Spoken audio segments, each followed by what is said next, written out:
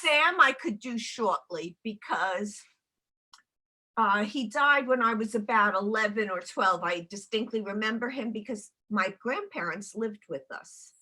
And he too worked in the newspapers, but I told you he had two addictions. He was a tremendous gambler and a drinker. Oh, And, Sam? yeah. And although he made a good living, he never brought much money home.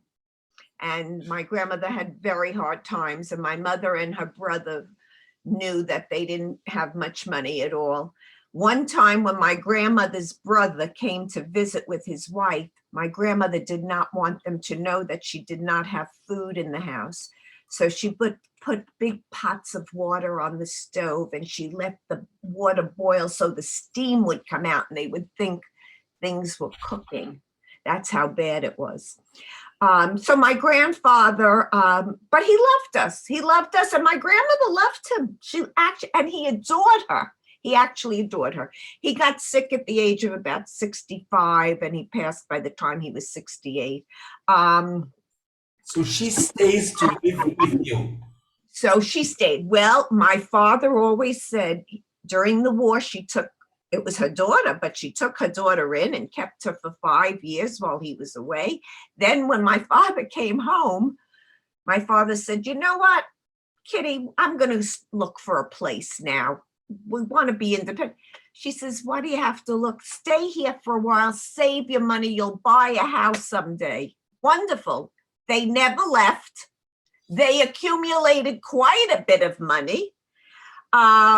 When we left that apartment that they were all in, my uncle was single at the time. He was still in high school. My uncle, my grandmother, my grandfather, my mother, my father, and me. It was with 2 bedrooms, a little living room and kitchen. Anyhow, now my grandfather, it's time to move on. My father says, we can't live like this. So my father finds a beautiful apartment, 6 rooms, 3 bedrooms, 2 bathrooms, separate living rooms. It was beautiful.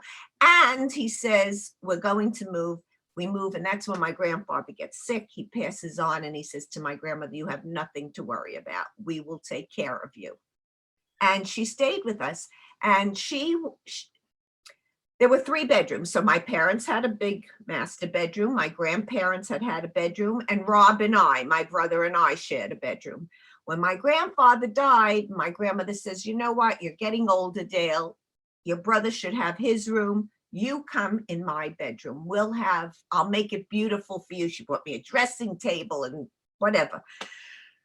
And I moved into her room. She became my confidant.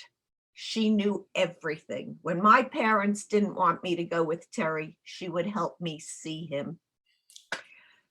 What can I say about her? Yeah. She was dynamic. She was personable. She had a sense of humor. She had a sense of style. She was not pretty per se, but she knew how to make herself so attractive. Makeup, what makeup in those days? Shadow, lipstick, mascara. I learned from her. And jewelry. Her love of jewelry, that happened because my grandfather made a good living, and he would give her some money. She would take the money, buy food or whatever, but she always saved, and she saved to buy diamonds. And she had a relationship with a pawnbroker. You know what a pawnbroker is? A pawnbroker is, you give them something to sell, they give you money in return. So she had a pawnbroker, and she had a relationship with him that she would give him the diamonds to sell, rings, whatever. But if she had the money, she wanted to buy it back from him. And that was the relationship. And she accumulated quite a bit of jewelry. That's how she supplemented her income. Right. Well, she did the best she could. In what way you are similar to her, Dale? There's a lot. Now Terry? In what way?